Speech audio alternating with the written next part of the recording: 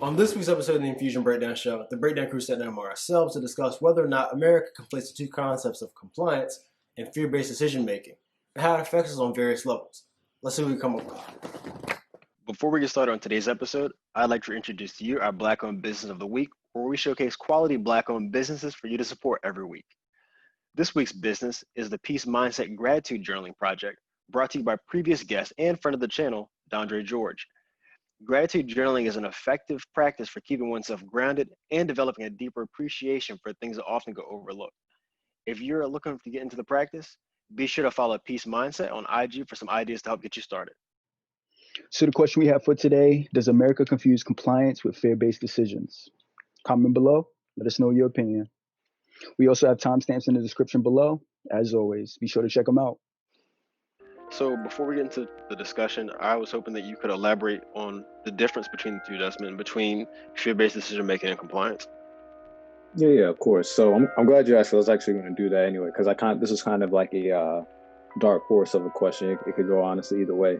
But when I kind of think of compliance versus fear-based decision, I think of compliance as doing something for the greater good. So complying with rules, regulations, whatever it may be, for the betterment of society itself. And then I'll look at fear-based decisions as, people complying with these rules or regulations based off of ignorance itself, as far as, certain events or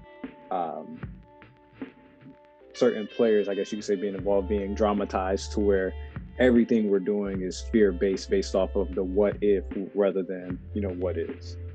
But I guess I can continue to elaborate off that just so we have the clarity. The origin of this question actually came from, me just sitting back. One thing I like to do is I like to read a lot of comments. So I'm pretty sure you guys are familiar with, if you're not, there was a black man that was just detained in Virginia Beach and Lynnhaven Mall. And he was detained under the premise that he fit the description of, a black male with dreads and a child and driving a black SUV. And when police detained him, they walked up to him as he's eating with his family, and they just put the cuffs on him. Didn't ask him to identify himself or anything like that. They put the cuffs on him, and luckily his whether it be his girlfriend, wife, or whatever, but his partner was there to record the entire situation, so we can kind of get a glimpse on what's going on. Unfortunately, he wasn't detained. Not detained. Fortunately, he wasn't arrested, and it didn't escalate to, any casualties per se. But one thing that made me think about this is most of the times when we see this and it, revolves in deaths, you see a lot of people saying, well, he should have complied. He should have complied. They shouldn't have done this. Shouldn't have done that.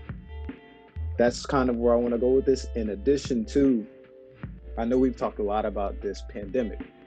A lot of comments you will read each time an order of some sort is passed, or somebody, well known has, died of COVID, or even now we see new strains of COVID, surfacing in the UK and South Africa.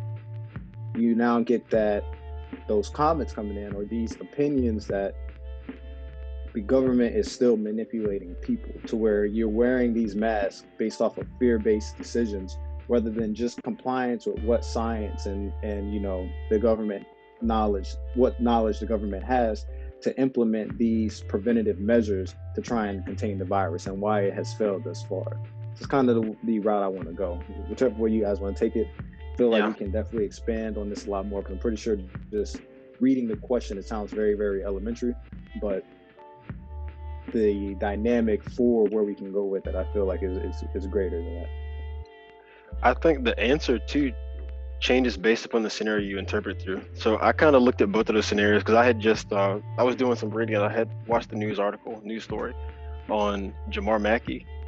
And I was thinking about, how he was unlawfully detained. They like you said, they put the cuffs on him after they asked did he own a black truck, to which he and his wife or girlfriend, like you said, they told him no. And then so the officer, they handcuffed him and took him out. And then I think they were outside for a few minutes and he was like, am I being arrested? Or he was rightfully so frustrated. And then it turned out to be a case of mistaken identity. And they uncuffed him and they were just, I think they issued a public apology or something like that, the sheriff or the police chief. And it kind of, I drew parallels with his situation and my own because early this year actually, I was stopped downtown Norfolk. I was walking, me and my boy Jay, and I was stopped for a case of mistaken identity. And so the police, they had kind of like drove past us several times, and I didn't notice. Jay did. And so they had circled around the block. They had came up to us, and the cop got out the car and he said, "Hey, do you know who you look like?" And so I was expecting him to say something stupid like Steph Curry or something like that, because I get that a lot when I'm in public. And then he said, "You look like somebody we're looking for." And so I kind of was stunned a little bit.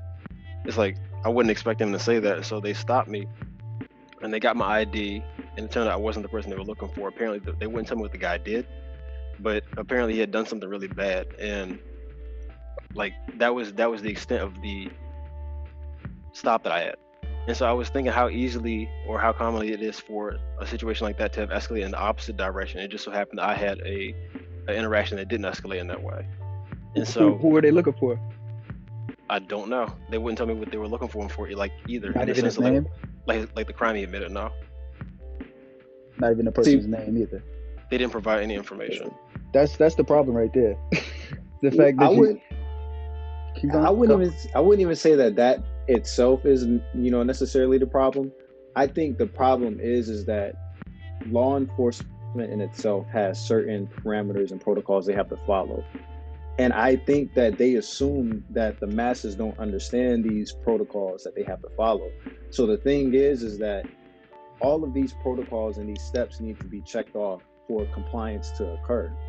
So if you are coming into a situation to where some regular civilian like you, Bryan, who might already have a little anxiety towards cops, and I'm not gonna say hatred, because I don't think these situations escalate out of hatred. I think it escalates more or less out of that anxiety.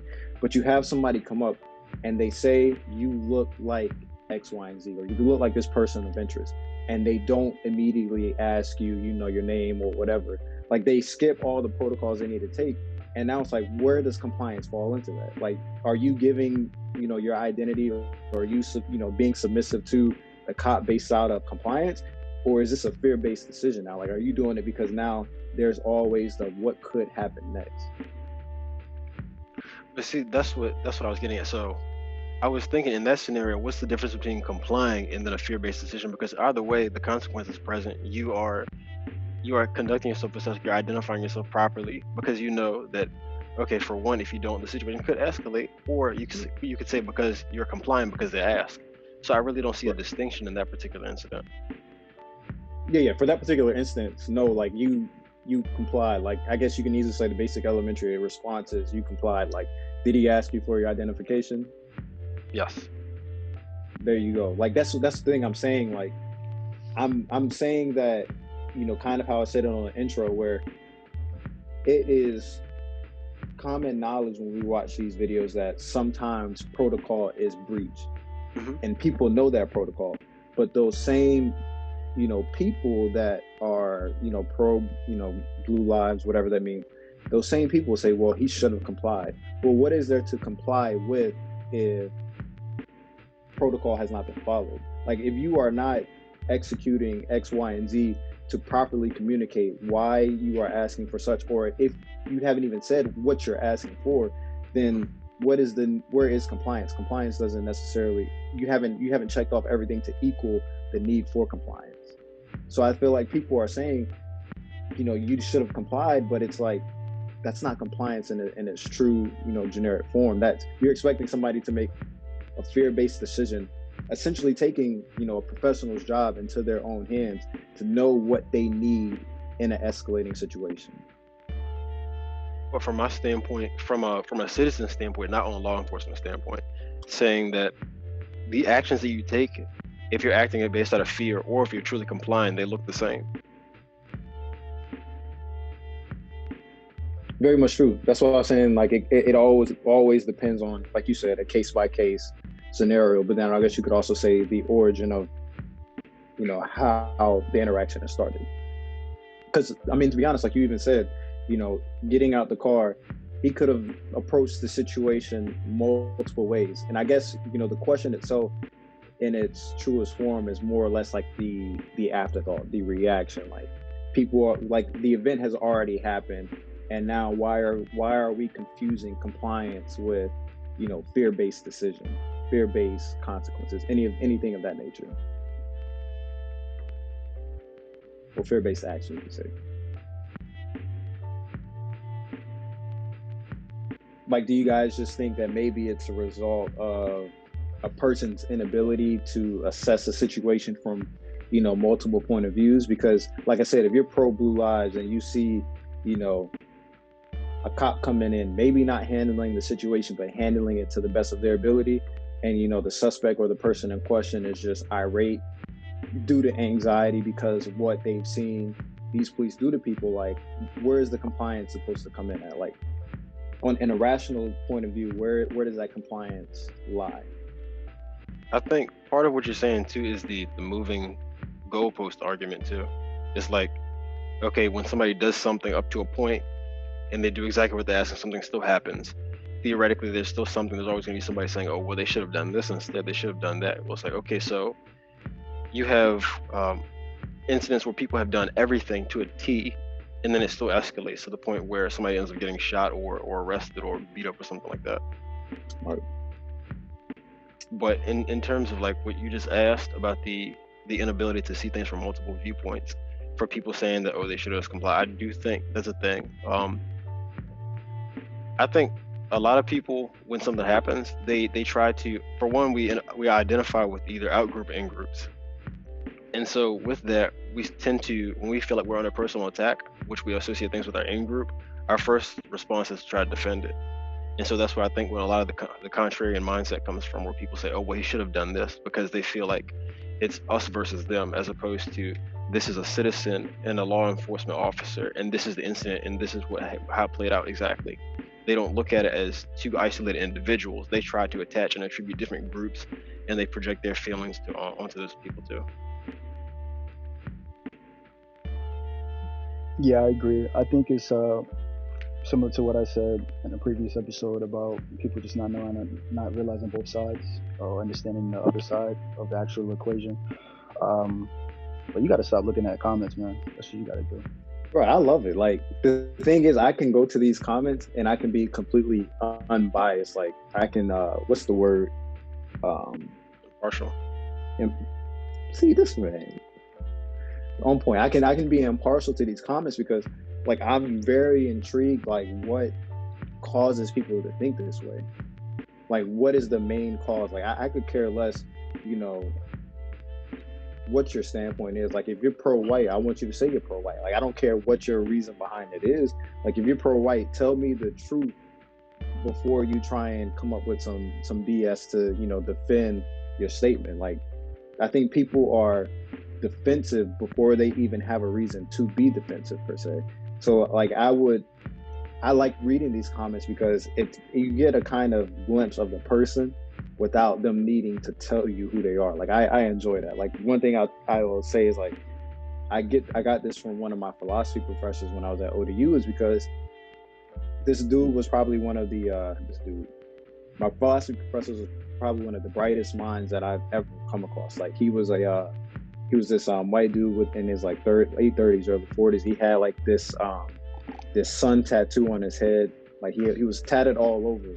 But he said, like, one thing he truly enjoys was, like, going into these comments on Facebook, being able to think from multiple perspectives, and taking that and weaponizing that. Not weaponizing in the sense to, like, cause chaos, but to dismantle someone's opinion to the point that they no longer respond. Like, that's what I enjoy about. I like to see, you know, are there people that can come in and challenge this opinion and not be emotionally attached to it? And that's kind of the reason, like, why I go through the comments, because it's more or less banter. Like, I just do it to enjoy it, not to respond to people? Start an argument. Nah. Oh, so you just look to see what people are saying? Exactly. Oh, okay, because I was about to say, but then in the previous episode, we talked about responding to people and how that doesn't really change people's opinions at all. So, in the case you just responding to people and they're like, oh, whatever. And next thing you know, your comment just sitting there. It does depend on who you're talking to. Like, the question that was brought about on the last episode that we did when we shot and we discussed the TI situation, or actually no, the first one, the Vanessa Bryant portion about the parents expecting money. So that actually came about from me discussing with some people inside the YouTube comments on them. Much like Desmond, I enjoyed doing that, or at least reading them. Then sometimes to a lesser degree interacting with them, because I see it as I'm not really looking to change somebody's perspective. I'm looking for a way to gauge what other people are thinking, to understand.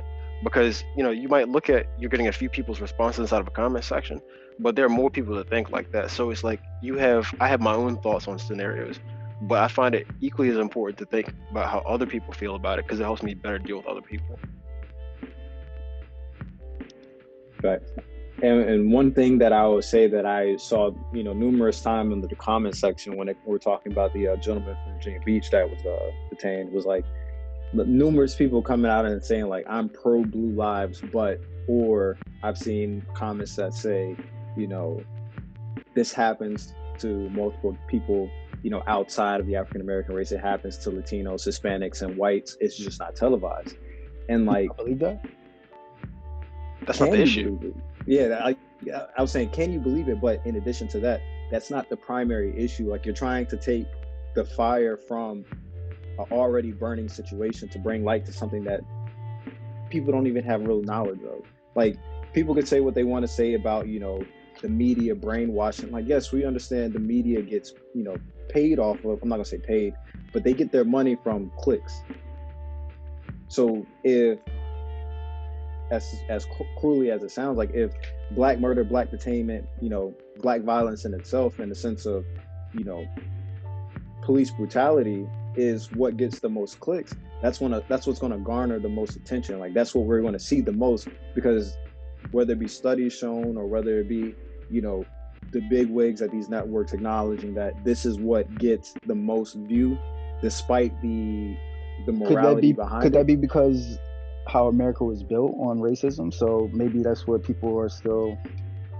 I wouldn't say it's necessarily built on racism. Like, it is a possibility. Like, that is a good question to answer or to bring forth. But I would say it's more or less built on America's desire for the dollar. Like, if you, like, let's be honest, like, even from a podcast standpoint, like, if we know, for example, we were able to get channels to be under us. Like, say, for example, Infusion Breakdown Show is now a big major network, and we're bringing on all these shows, and we know the primary way for us to get paid is viewership and then the amount of clicks we can get per ad.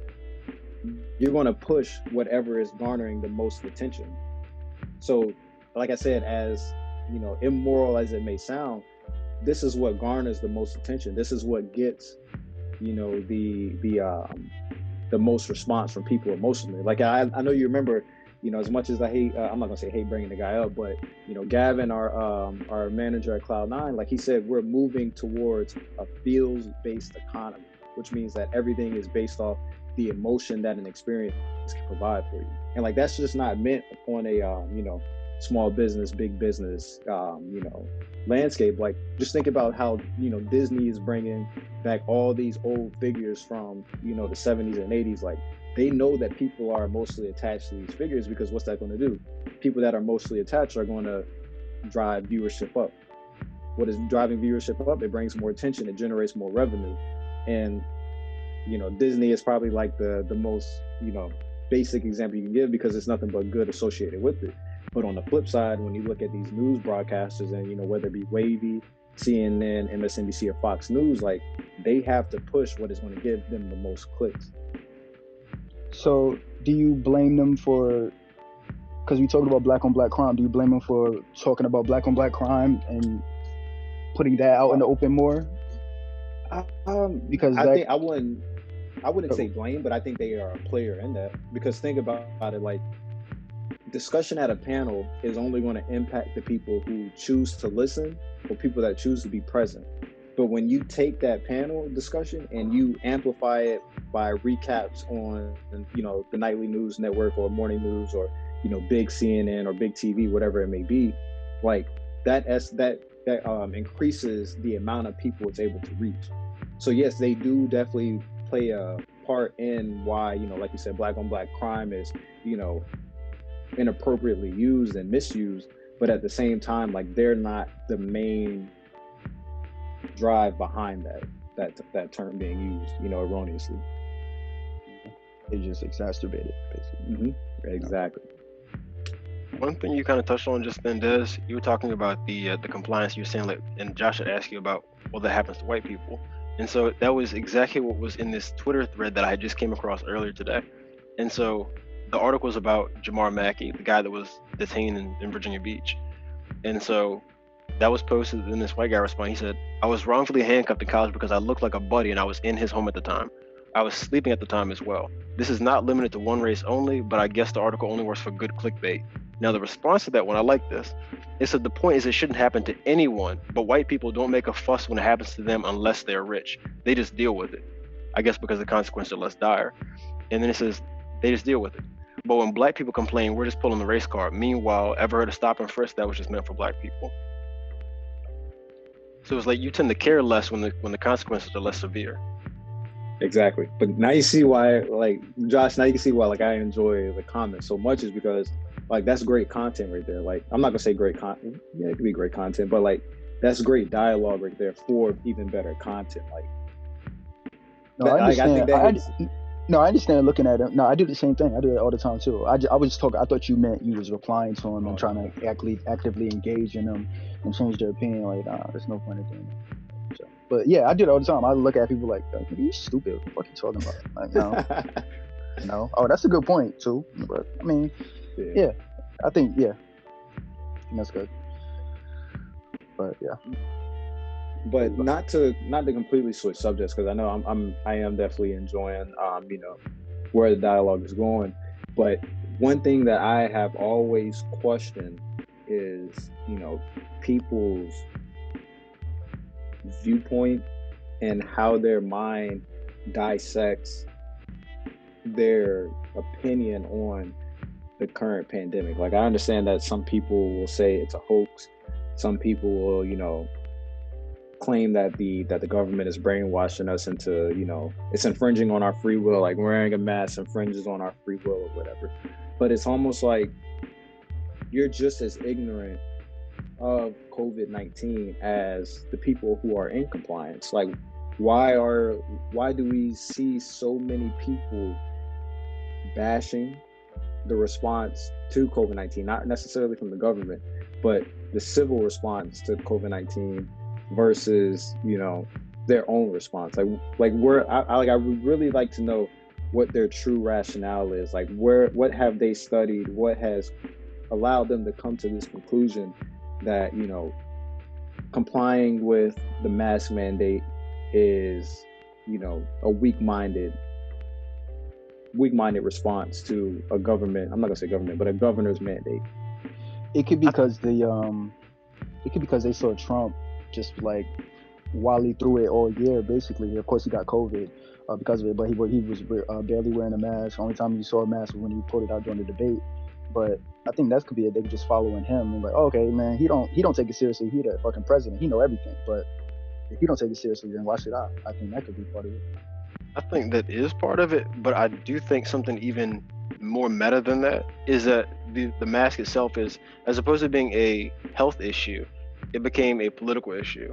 So with people, like you said, with Trump, for example, with him being a figurehead and not having the mask on, and the other people who have those conservative views are also doing it, then it becomes a political thing. They become, through association, now that's something that's part of the conservative mindset. So you see people like that who are opposed to wearing it just because the people on the other side are for it. Agree. But couldn't we then conclude that them choosing not to wear a mask based off of influence from what they've seen political figureheads do be the number one infringement on free will? Like, you're not making that decision based off of your own clear and concise conclusion. You're making that decision based off of what you've seen your political figureheads do. But they've made the meta choice by choosing that person, so they don't feel that way. This is just my estimation. Exactly, but I want to continue with that though, because if they're making that choice, aren't the same way they say that the government is brainwashing the people, isn't that same government brainwashing you? It would appear that way. They don't look at it that way, that they're getting brainwashed though. But exactly, but this is where the question comes to the debate table. What is compliance versus a fear-based decision? Like you're making these assertions based off of what your political representatives have said, although it be erroneous, and you take that as the new letter of the law. Like, where's the rationale behind that? Like, this one thing I'm just not understanding, because they'll take that and they'll say that it's brainwashed, or I'm sorry, they'll take that and they'll say anything opposed to this is considered brainwashing. Anybody that chooses to comply, you're brainwashed. But then they will turn around and take that same verbiage that, you know, their governor or their representative has spewed, and then they'll take that as the new letter of the law. Like, it just causes such a great divide in itself, to where you kind of see, I think, you know, when I ask this question, I think the greatest divide, or what causes Americans to confuse compliance with, fear-based decision, is common sense. Like, I feel like America as a whole severely lacks common sense, because if you can, you know, just if we're not even taking into consideration what we know about the pandemic. If we think back to March, when everything went on lockdown, before there was any of this scientific data out, you know, on, you know, the American side, and, you know, I'm pretty sure there's a lot more data, you know, in Europe and you know, overseas. But if we remove everything we know now and we rewind back to March, a lot of these people were already saying that same thing then as they say now. But where is the proof to back what they are claiming? Like, if you simply just take what they were saying back in March and you take the response that came with that, you cannot come to a clear and concise conclusion that what they are saying is sound. By saying sound, I would say it can't be ripped apart by common logic. Why do you think people lack common sense exactly? But I don't even know, man. Like, it's kind of hard. I can't even tell you where common sense, like, I don't know. Because man. I think, well, first, when you presented the question, I of course answered this a different way. But I think sometimes people comply with others simply because they don't know any other option. Like, I think, yeah, common sense might be something, but like you said in a previous episode, a lot of kids are introduced with a do as I say, not as I do mentality, and that restricts the child's ability to think for themselves. So a lot of people become followers because of that. So I do think that is a part of it. Like, they're just not taught to critically think from their parents or from whoever they're brought up by. So I think that's part of the missing common sense. Like, oh no, you just do that because I told you to do that. Like, and then as they grow up, you're not doubting anything, because I'm gonna just go by this job and accept this paycheck, even though I could start my own business and probably make quadruple this amount. So I think a lot of that is like, yeah, people just not taught by their parents. Like how you took my previous response and just said, well, I should have already had the conclusion, man. Yeah, I think appreciate that. Part of that too is the inability to detach from things, because you'll defend something if you have a personal stake invested in it, as opposed to something that was objectively happening. Kind of like what I was saying earlier with the law enforcement. I think the more people get, that's true. I think the more people get older, though, the harder it is to like stop a habit or detach from things, though. Too. Do you agree with that? To detach? Yeah. I wouldn't agree with that. I hadn't really thought about that, but I do know it's hard to get them to change their mind on general things. So that could be a part of it. Like, if somebody's unable to detach from something early, I doubt that in itself would change later. But I feel like if you have that ability, we said detach from something early, like what? Like if you're at a young age, like us, if you have the ability to detach from something and look at it objectively.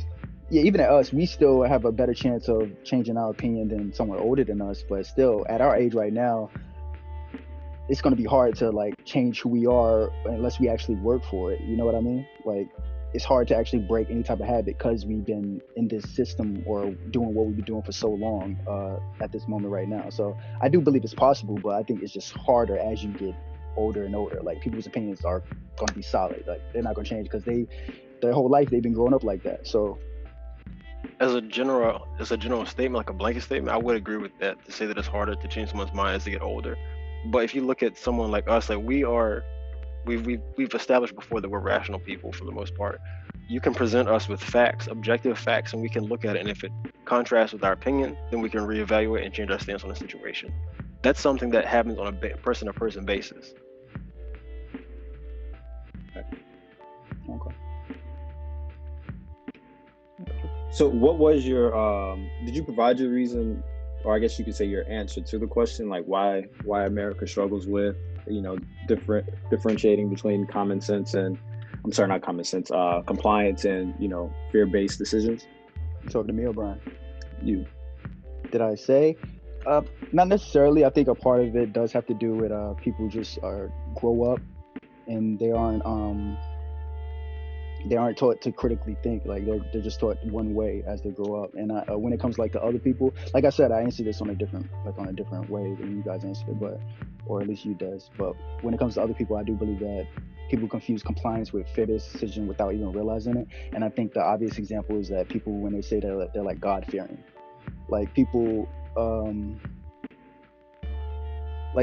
say that in compliance with Christianity or in the Bible, and not realizing that it is a fear-based decision. And I think many people do the same, even if they aren't religious to the same degree. And I think the biggest example is what Kendrick Lamar said when he was first starting out. He was like, he would rather not live like there isn't a God than die and find out there really is a God. And in reality, that's a fear-based decision disguised as compliance right there. So I don't think he tried to disguise it. You don't think it's a disguise? You're right. He was very transparent. It was a fear-based decision. Yeah, it's probably what. Yeah, okay, you're right. It's probably right. What, you had something to say though? Nah, that analogy you used put a smile on my face, because like even when I had I had mentioned Overly Dedicated as the album of the week when we had Monte and Larry, like. The fact that you know about that, like, man, because I can tell you, like, I've always stated that music takes me back to like the very first moment I listened to it, and if I have that attachment to it, and I can just remember like I wasn't expansive mentally as I am now when I was listening to that, and like, man, I had to play that back over and over and over again to like truly dissect what he was saying there. So like to bring that up, 10 years later is like damn, like when we say 10 years, it's like make you feel old. Like we were 16, 17 at that time. Yeah, it was actually, it wasn't Overly Dedicated. It was the Kendrick Lamar EP, but I know what you're talking about. I wasn't necessarily like trying to make the correlation there, but it was like the fact that you know of that Kendrick is like, it puts a smile on my face, because the fact that you can, of course, like I said, make that analogy 10 years later, like you. Yeah. But I do agree with Bryan that he didn't necessarily disguise it, but I do think that is still a fear-based decision. And I think the other part, I think it's a selfish thing also, because I think a part of it is a fear-based decision. The other part is, I think people know deep down they need other people in order to be successful in some shape or form, and they know if they don't comply with that person more than likely won't do anything for them. And I think an example of this is like going to college because your parents wanted you to. You might not know exactly what you want to do in life, but if you don't listen to your parents, they'll be upset. They'll probably do less for you, and they'll maybe even kick you out. So you comply with them based on fear because you don't want them to stop doing things for you or supplying you with shelter. So that's why I really say, people confuse compliance with fear-based decisions, but a part of it is people being selfish because people know that if they don't comply, there's no benefit to them later, I feel also. And yeah. I'm glad you went that way, because my intention with this question was to blow it up. And what I mean by that is everything you just said, how could an entrepreneur answer this question? Is going into entrepreneurship a fear-based decision based off of being a victim to the system? Or is that a form of compliance with the knowledge on how the system works? Like how could you literally answer that question from, obviously I don't think any of us are full-blown entrepreneurs. I think we all have like a desire to get to that point. But I wanted to blow this question up because like I said, it's a multifaceted question per se. Like there's multiple answers. There's some answers that we can give that perfectly fit it, but then there's certain answers that are going to blow the question up, like this one. Like, how could we fit an entrepreneur into this question? Like, do you think it's possible for them to comply with a fear-based decision? Is that what you're asking? No. Like, how could you, like, truly assessing their lifestyle of what an entrepreneur, you know, I guess you could say, what can cause, you know, a person to become an entrepreneur? Like, is it compliance within some sort of system, or is it fear-based off of some sort of system? Where does genuine desire fit into that equation?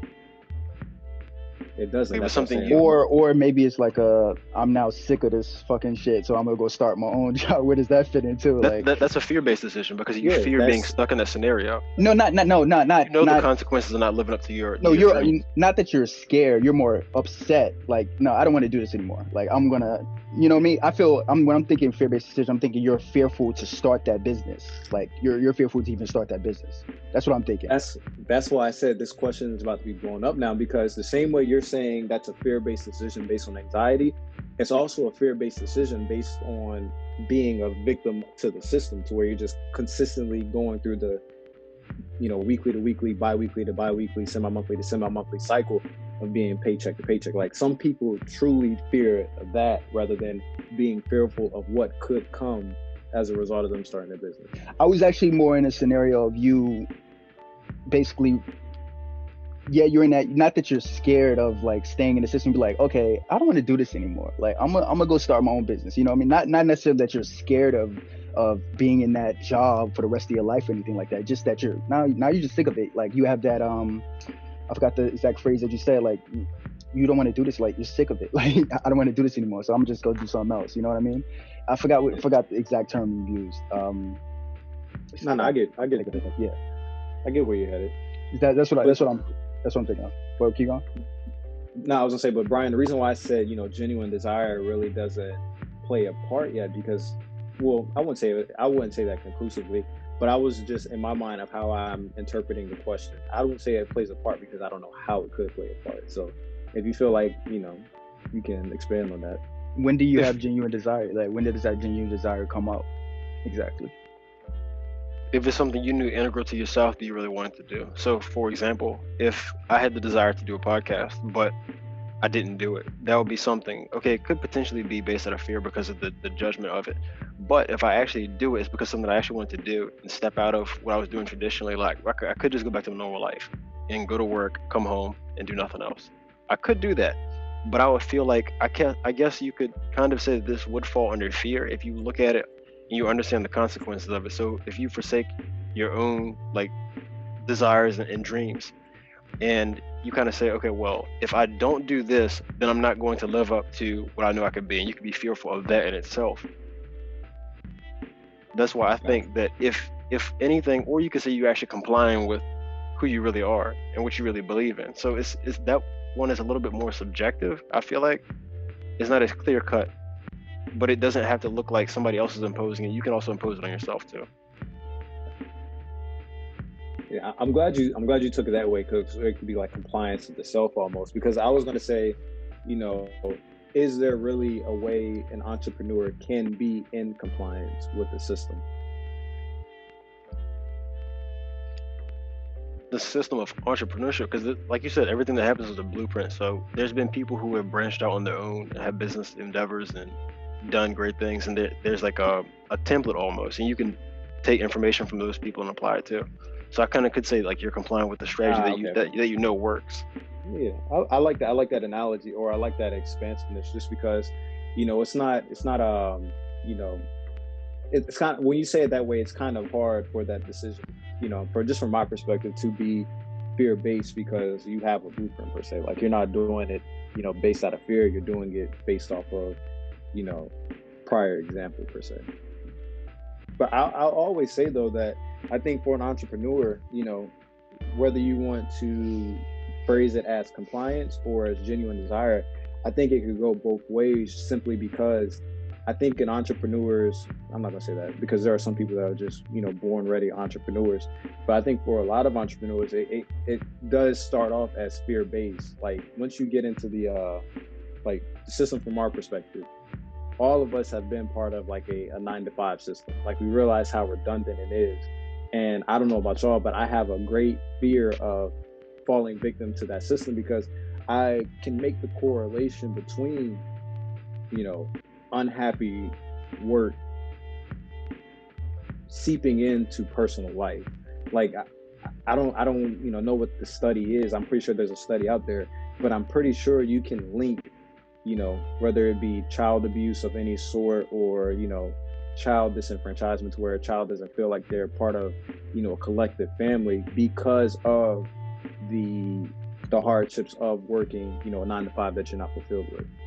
Like for me, that's a fear-based decision because I don't want to be a part of that cycle. So that's what I'm saying. Like, can you truly distinguish between compliance and being fear-based when it comes to an entrepreneur? Because some people really genuinely think like, shit, if I don't start this now, then, it's going to be harder to start it later. And weighing all those negatives of starting it later could force, somebody to make that jump a little bit earlier.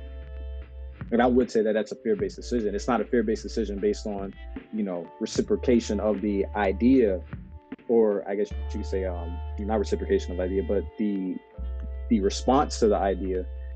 But I think it's more or less fear based out of the what if or what could be or what won't be.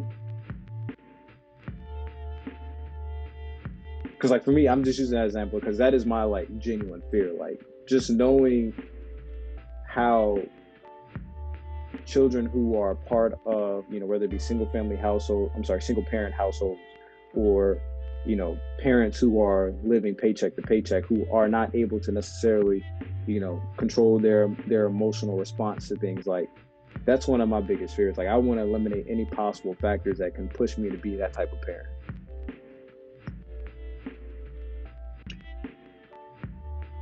You said fulfilled. Would it be different if you was doing something that you felt made a difference in life and society? Like I feel like would it not still be a routine? Like would you enjoy it more? You're saying fulfillment in the sense of your 9-to-5? Yes. And then in that case, I don't think it would apply to like an entrepreneur. I think like, just for your basic 9-to-5, I would think it would be more compliance with, what is working for you. Like that's why I said that, like this question is really easy to blow up because like Bryan said, there's multiple answers to it. So like if I'm, a successful lawyer and, my passion is with law, then everything I've stated as far as like what could push me to make a fear-based decision is already taken care of. Like I'm making the money, I am satisfied with what I'm doing. Like I'm making sure that my emotions, I'm getting that dopamine hit every time I'm going to work because I'm doing something I truly love.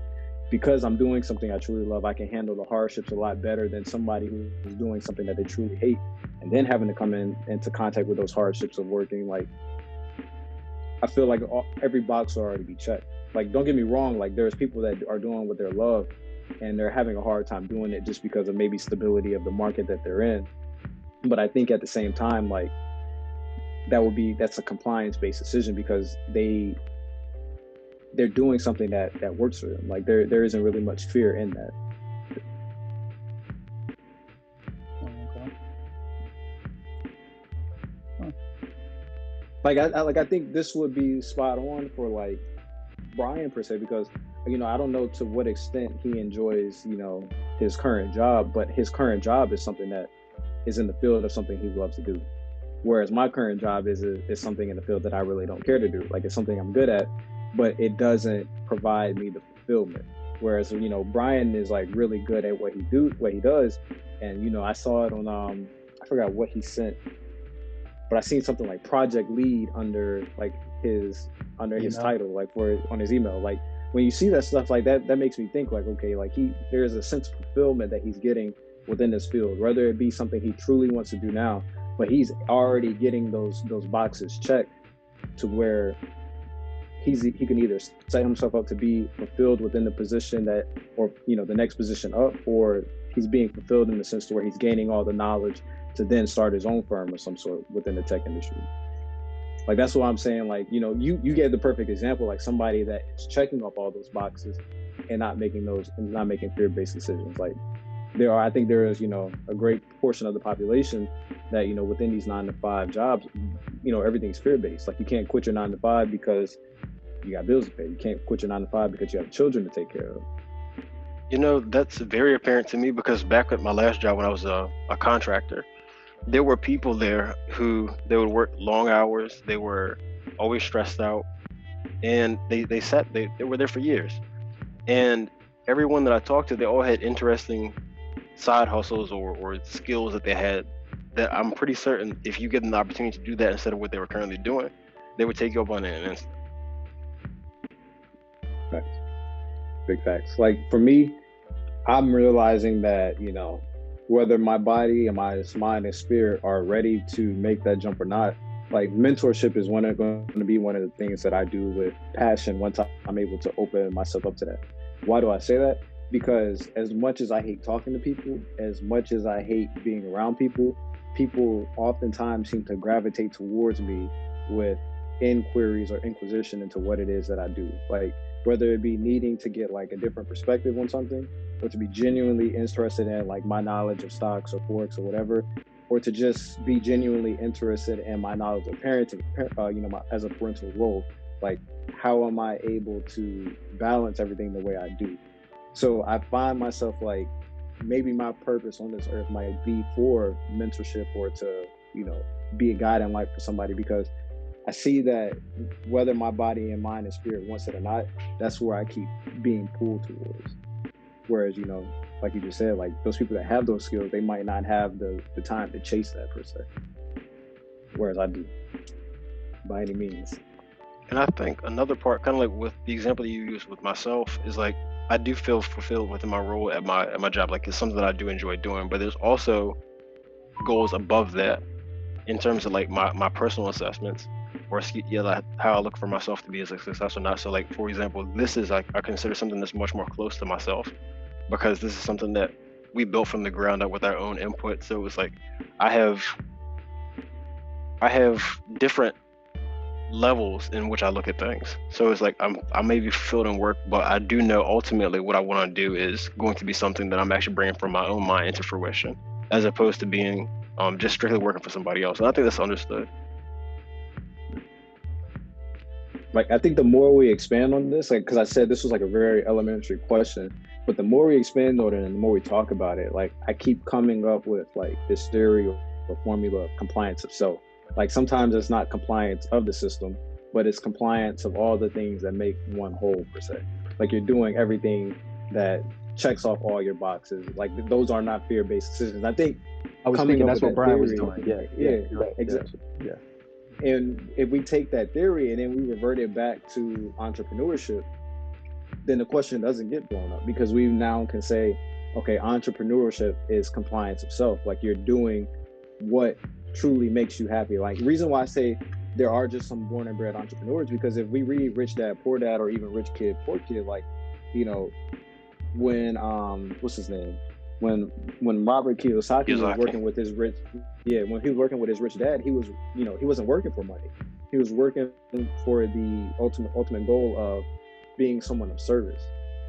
So I think if you are, you know, learning to be someone of service at a really early age, then you're more than likely not to fall victim of the system that is working for money per se. And I feel like, you know, whether you've done it intentionally or not, like, I think you've done a great job, you know, whether it be in your current role or even with the podcast. Like, we've all become, you know, people of service in some way, shape, or form, whether we intended to or not. I think that's what I was trying to say about the compliance itself, because I think it's not always a fear-based decision as far as entrepreneurs wanting to start a business. Sometimes it's just like, you know, I'm done with this. I want to actually go do my own thing. You know, it's not always like I'm scared of being in this job and staying in this job, this 9-to-5 for X amount of years. It's about, you know, I'm just going to the next thing, because that's just how some people are. But that's what I was going for. I was actually gonna, I think you kind of asked the same question a little bit, but I was going to ask, is there any positives in fear-based decisions? Like making sometimes you should be afraid. So sometimes you should? Yeah. Why is that? Why is it good to be afraid? I mean, depending on the consequences. Like, I think fear is a response that we have, and it's not something that we came up with that doesn't serve us in any fashion. Like, sometimes there's things that you should be afraid of, in the sense of, if you know that a particular outcome is going to happen and you don't want it to happen, then you shouldn't do something that's going to lead you to the path. So I do think it does have some utility, but not in the sense of where you're making decisions in your life based off fear and saying, okay, well, maybe I shouldn't do this because of what other people think. I think that's a bad instance of using fear and allow it to dictate your choices. But you could also say that fear could be good in the sense of, okay, well, maybe you want to, like an entrepreneurship example. So you want to become an entrepreneur, you want to start your own business of leather jackets. So you want to do that, but at the moment, at the moment you might not. This is weak. At the moment, you might not have enough money saved. So it might be smart for you, because you're fearful of the consequences of you just taking the leap without having the money saved up, that you stay a little while longer and then eventually do it. So I do think, like, if you take the fear into consideration and, like, with justification there, like, it's a real concern for you taking that leap of faith and not having enough money to support yourself. Okay. But just saying, just because you're concerned about what other people's opinions are because they might not like your leather jackets, or I think that part is a little bit silly.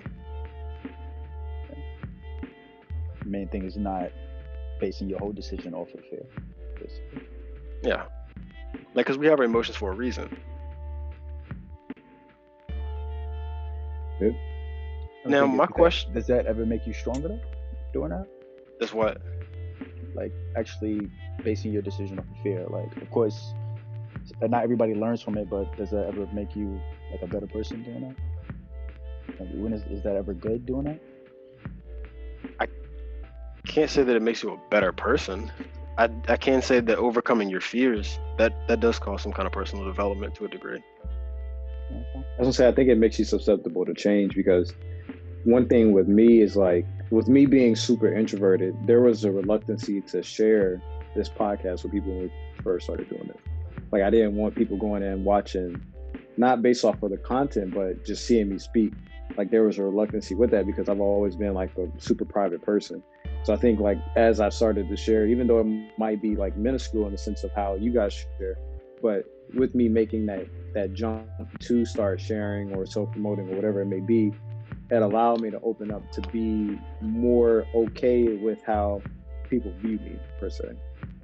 Like, even though I might not be getting feedback or whatever, inside my, my personal or self-being, like, making that jump to, making that fear-based decision of, now choosing to share content, it made me more comfortable with self. So I would say, like, it makes people susceptible to change because it creates opportunity within the self, per se, to where you've now made that decision that you've been super fearful of. Now you're able to see what is on the other side of fear. And I think oftentimes people see what's on the other side of fear is oftentimes opportunity. Gotcha. Okay. What you saying, Bryan? Yeah, I have a question. So on last week's episode, which we just shot a few days ago, Desmond, well, first I'm going to ask you guys, do you feel like we live in a fear-based society?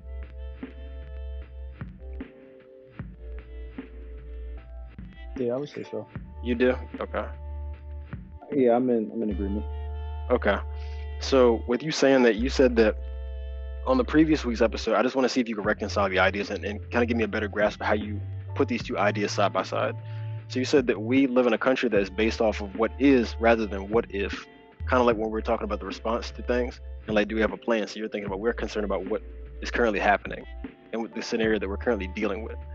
But then when you said, when you're making a fear-based decision, that we're making decisions based off of what if. So how do those ideas coincide with each other?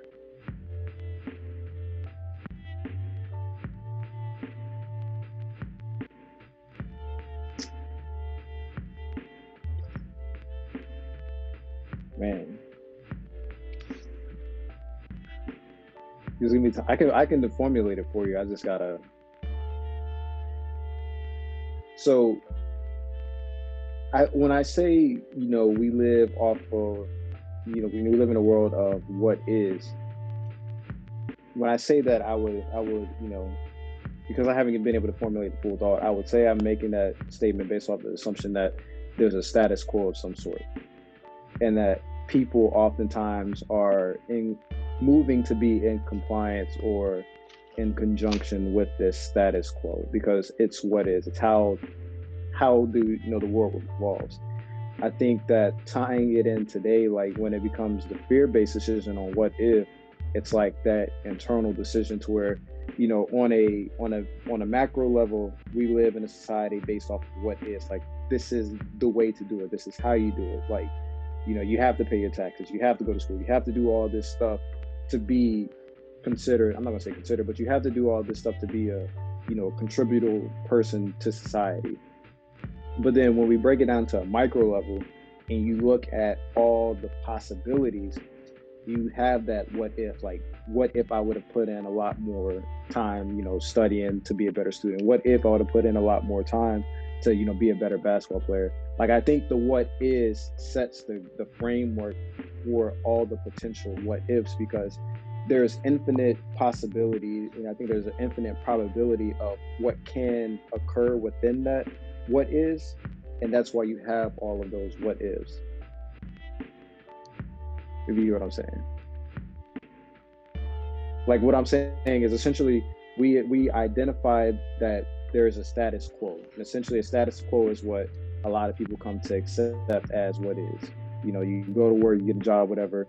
This world in its own, not just this capitalist society, but this world in its own, it functions off of money.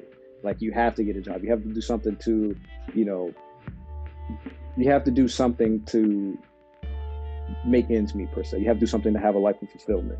But I think the what if is always going to be attributed to the millions of possibilities that can occur within that status quo. Like, what can you do as an individual to meet that status quo?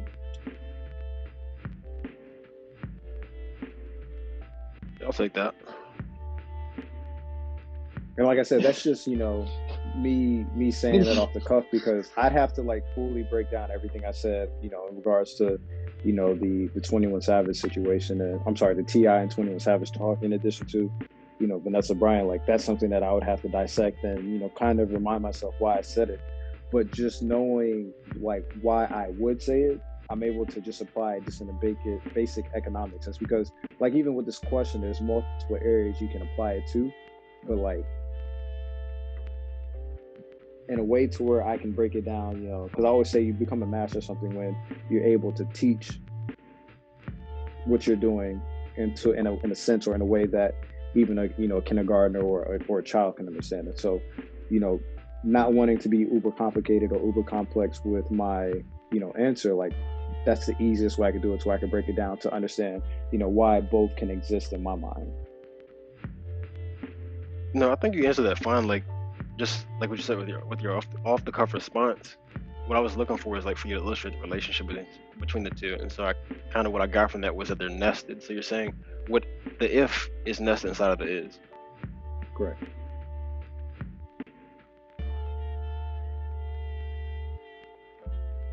You agree, Josh? No, I was trying to take in everything you were saying, but I think I understand what you're saying. Yeah, I got you. Anything else you guys want to add? Give me a second. But I originally laughed though, because he said, "I'll take it." You basically took a half-court shot, made it. He's like, "I'll take it." No, nigga, that was nice. What are you talking about? That was really nice. But, yeah. No, that was a good answer. But you got something else, Bryan? I know you have something else. So while you think about that, I will say, like, I expected your response yesterday when you said, it wasn't a question you were entirely too excited about, because there are multiple ways to go. But like, how do you feel about the question now? Like, did it surpass your expectation of what we could possibly break down? Yes, in the sense of I didn't expect you to come in here and talk about Jamar Mackey. Yeah, I didn't think that you had the mind, or that you intended to take the conversation in the direction of police compliance. I thought about that earlier today, and so that's why I was doing some extra looking into it. So I'm kind of glad. I took it as like a personal challenge, because like you said, I wasn't a fan of the question, but I was thinking like, how could we make this discussion interesting? and how could I make it interesting from my perspective? Because you were prepared. You clearly had a plan for it. Josh, he was on board with it, so I thought that maybe he had a plan for it. So what could I contribute? So I was thinking like different avenues that I could take, and that happened to be what I arrived to. So I guess we didn't know, but we were going to be on the same path. So I thought that was really neat. Yeah, I'm more or less, like I said, it's a super basic question, but it's something, like I said, like I was actually reading the comments on Wavy, like right after I watched this video of Jamar Mackey, detained. I just immediately went to the comments, and I just want to see like how many, because I don't ever like take a course a physical count, but I always take mental count of where reactions are. Are they warm reactions? Are they cold reactions? Are they sympathetic? Or are they, I'm not going to say narcissistic, but do they lack compassion in what this individual went through? I think they always lack compassion, though, really. I think there's always a lack of compassion. Yeah, I think it's most of the time lack of compassion. The only time you really saw any type of compassion was probably from George Floyd. But other than that, like even with that, I've seen a couple comments being like, I wouldn't get a counterfeit $100 bill, blah blah blah. Like, talking about. But and then on top of that, they were talking about like how he was on a whole bunch of meds or whatever, like trying to call him a drug addict of some sort, and that led to why that led to his untimely demise, rather than the police kneeling on his neck for 8 minutes. Yeah, exactly. Yeah, I didn't know he was gonna take it that way either. I was like, when I first looked at the question, I was like, okay, that could turn into something, but I didn't know exactly he was gonna go into police compliance stuff. Yeah, but okay. But you have something, Bryan? What's the difference between? I have a few. I think I'm gonna go with this one instead. With the idea of compliance versus fear-based decision making. So we understand, I think we all agree on the fact that fear is a very powerful motivator. You guys with me so far? So I kind of try to think about why that is the go-to method. And then I thought about another question. So have you ever tried to get people to comply with anything? Yeah, man, I got a 3-year-old son, man. Compliance is part of my everyday life. That's my job, but getting kids. And what are the challenges of that? Exactly, like we are. Like without getting into the micro details of it, but saying like, what are the challenges of getting whoever you're working with to comply? And I hope that you could draw from those experiences and kind of link those two together. Me in general is just finding their motivation, finding what they want to do. Like it sounds weird in this aspect, but like, okay, I'll use today's example. The kid wanted to play PlayStation, but he doesn't like cleaning up his house or clean up any type of mess that he puts out in his house. So you want to play PlayStation? You clean up. So you just find the actual motivation for them to get that actually completed. If I'm answering your question correctly. So the alternative is if he did not clean the room, then he could not play the game, right? Exactly. So was he making the decision based off of fear or compliance? He was making a decision off of, it wasn't fear. You don't think he was afraid of the consequence? Or he didn't want it, he felt negative emotion towards it? He would be more afraid if I would threaten to beat him, but I feel that would be the more fear-based. But no, I'm like, if you don't do it, then you just sit there looking stupid. Like, it's not that I'm going to do anything to you if you don't do it. It's up to you if you want to actually have fun, if you don't want to have fun, you know what I mean? So, but I'm saying, not in the sense of being afraid, but fear of the consequence itself. He didn't want that to happen. Yeah, I guess you could say, when you say fear of the consequence, it makes him seem like he's actually afraid, though. When I think of that, you know what I mean? It makes me think like, oh, I'm afraid. Like, no, I don't want to do nothing. Like, oh my goodness, like, come on, let's play PlayStation. You know, that's what I think of when you say fear. But yeah, it could be some type of fear of the actual consequence. I do agree with that. I'm trying to get down and see where exactly we draw the line when it comes to fear. That's what I was trying to get in that specific example. Gotcha. Okay. Did you want to add your take on it, Des? I'm actually in agreement with you. I did feel like that could have been potentially fear-based of not being able to play the PlayStation. Like the fear of not being able to satisfy your desire pushed you to be in compliance per se. But man, like I think the biggest thing we see with kids is like, I think we say it all the time, like for the most part, people when they are born, they aside from being the need to be nurtured, I think for the most part, a lot of children are independent. Like they have this inquisition and they know how to satisfy this inquisition. And sometimes they are so independent to where they do not receive instructions properly. So, one thing I'll say is like I remember a few, well, not a few months ago, but last month, like, I was, upstairs in my room chilling, and what I typically do when my whole family is around is I like to be away from my son because the majority of the time he's under me. Like, very seldom does he get to spend true, genuine time with everyone on my side of the family. So I remember, there was a time I was upstairs in my room and I just heard him crying. I like to test people, so I, stayed in my room and I was like, okay, I'm gonna see if they have the ability to deal with his tantrum. And it wasn't truly a tantrum; it was more or less a like lack of communication, like lack of effective communication. So my dad calls me downstairs and like, hey, can you come get Lucas? He's not listening. So I come downstairs and all his cards are on the floor. All his cards on the floor because he likes to take all his cards out and he just likes to throw them on the floor and do his own thing. He knows how to pick everything up, but he only knows how to pick things up when it's either said a certain way or someone sets the example for him. So the way say it again? He's prompted to do it. Exactly. So I come downstairs and I first thing you do as a parent, I think, more parents see the practice, is you have an emotional response. You want to console the child. You want to let them know, like, you want to build them up rather than, tear them down. Like, why are you crying? Like, you're better than this, this, and third, like smack across the head, whatever you may do. Like, I came down and I looked him in his eyes. I said, get it together. You're better than this. And I said, we need to clean up. So I picked up a card and I put it in my hand. I said, now clean up. He picks up every card and he puts it in my hand. So the problem was he didn't clean up. The problem was he was supposed to clean up. Exactly. Oh, okay, I got you. So the thing is, I'm gaining that compliance without using any factors of fear, because sometimes all people need is that example.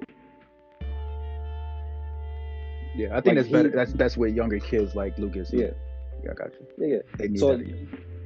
So I think that, and I think it's something that to be said about, like, and I think we all already know this. Like, of course, Josh and I know this from working with kids and then me having a kid. But like, you gain the most out of a child by leading by example rather than leading by means of force. Like, you do this or you face this consequence. Like, no, you do this and this is how you do it. That gains that compliance, because compliance is ultimately going to lead to independence. Like we already said, Josh hit the nail on the head when he said, a lot of people lack common sense because they've always been told what to do. What's a way for you to, strengthen that common sense, or strengthen, those, give them those mental exercises to, obtain that common sense? You can get it through forms of compliance without force of fear, or without, force of physical action per se. Like, so now I can tell him whatever, like, hey, go ahead, clean up. He does it like that. Like, there was no need for me to hit him. There's no need for me to yell at him. It's like, hey, get it together. Let's go ahead, clean up. Show them how to do it, and then they do it. Like, same thing for, if you want to, go into a grander scheme of things with people that are the same age, I had to get in compliance with the schedule I set for myself with my son's mom. I think as every young parent, you have this ego trip to where you want to be, the alpha per se. But oftentimes you'll realize, like, this alpha beta stuff doesn't exist when it comes to children. Like, children can't differentiate between the two. They can differentiate between who they can get more out of, but they'll never be able to differentiate between the primary, secondary. They love both parents equally. So for me, it was one of those things to where, like, there would be heated conversations to where we go back and forth, like, no, I feel like I should have more time with this, or I feel like I should have more time with that. I had to come up with a plan that she would be in agreement with, to where it would be best beneficial for my son. So we both had to come in compliance with what would be most beneficial for him without factoring in any possible, detractors per se. When I say detractors, I mean, things that would be harmful to his growth. the thing is when you truly manifest things in a positive mindset, you look at all the positives that can come from a possible outcome, and you do whatever you need to do to make that outcome, to manifest that outcome. So like us getting in compliance with each other and doing everything that we needed to do as parents to make this schedule work for two single parents that are no longer in an intimate relationship, like that took a greater level of compliance than I think a lot of people realize, which is why we see a lot of people, get trapped up in courts and you have child custody fights and all that, because neither parent are in compliance with one another. You're not doing what is best beneficial to the child. So like I say, like, that is one of my greatest accomplishments as a young African-American male, is because you learn submission, you learn to be someone of service, and you learn to be an overall better person when you stop making these fear-based decisions. Because oftentimes when we make a fear-based decision, there's a level of regret that could potentially come with it, rather than, it always being that opportunity on the other side. Like, yeah, I could have said that, hey, I complied with, my son's mom because I feared being on child support. But that wasn't my rationale behind the compliance. My rationale behind the compliance was doing everything possible to afford my son a fruitful life that I obtained with both my parents and that she obtained with both her parents. I do feel like it's hard to get compliance out of adults or older people, in the sense, because I was thinking about when I was I think there's one specific incident probably illustrates it best. There was this one guy on my hall, and he was playing like the music on like 90 on moving day. And so cool, I went down there to talk to him. It's like, there's no need for you to have the music on this loud, and we can hear on the other side of the building. So he turns the music down. A few weeks later, not even that, the same thing happened. So I illustrate again. I walk him out of the room. I said, come with me. So he walked to the other end of the building. I said, we can still hear your music. So he goes in and turns the music down. So he continues to do this until I actually wrote him up, and there were actual consequences. And so I tried to take the steps before that to actually explain to him, like, other people on the other side of the building can hear this. You don't need to do this. And it wasn't until when there was actual consequences imposed on him that there was changed behavior. And now Josh. he's fearful to do it again because you're gonna write him up again. He's gonna kick it. Yeah. I mean, but that was my whole thing, because it's like, I think that once we gain a real true sense of independence, like, that was a young adult, so I say he was 18, 19, somewhere in that range. But once you have like a true sense of independence, we really don't like to be told what to do, even if it is the correct thing to do. Like, just the fact that somebody is telling us something, we don't want to do it. So that's why I think that it's harder to get adults to comply. That's why I think it's much more common to use a fear-based approach. And maybe he's been in another building where that was okay and nobody ever said anything to him too. Nah, he just moved in. No, I'm talking about another builder, like before that. Like maybe he was like at his parents' house and his parents never said anything to him. You know what I mean? So that's true too. What I can say is fear is easier to use, because with what you guys were detailing with the children, and to actually have them comply, and with Lucas, for example, Desmond had to establish that to where he could tell him, hey, get it together. He knew what that meant. That means it was something that was done before, and you had probably shown him how to clean up before. Now, that takes time. You have to make an initial investment to illustrate the behavior that you want and show how to do it, and then you have to reward the behavior, as opposed to just saying, okay, I'm going to write you up. So those are two very different scenarios, and I think that a lot of times people just go with what's easiest.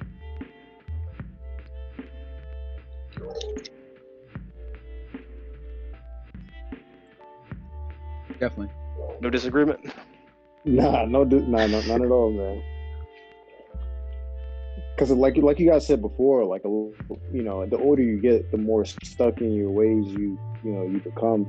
And I know for me, like, I like my music loud, but I also, I'm cognizant of and I guess I'm more aware of my surroundings and, who might be, who I guess, exercising my free will might infringe upon. You already know I mentioned my music volume 1 in the car, so. Yeah. So, I'm looking around. You know what? Let me turn this down a little bit. But got any more questions? Anything else you guys want to add? Nah, man. I think we're good. All right. I'm guessing I shouldn't ask for an album of the week. You should not. But I do have a I know oftentimes, like, you know, one thing we try to do is we try to, you know, promote podcasts that are on the same level as us. Like we try to, you know, definitely promote smaller business and smaller, you know, ventures. But if you follow me on Instagram, I have been posting a lot of, I'm not gonna say a lot, I've only posted 2, but I've posted like clips of an interview that, you know, Noriega and one of the other guys had Pharrell on. It's called Drink Champs. And I will say that, not to, you know, plug their podcast, because of course they don't need us, but to give somebody the you know, I'm not gonna necessarily give you, but to recommend a podcast with Pharrell in it, I think it will provide you the perfect example of what, you know, humility, humbleness, and, you know, just what it essentially means to be like an overall great human being, like to be okay within yourself. Because I tell you, like, watching the podcast, like it overwhelmed me with a sense of gratitude. Like I haven't accomplished anything, you know, near what Pharrell has done, but to see someone exude gratitude and humility, it's contagious.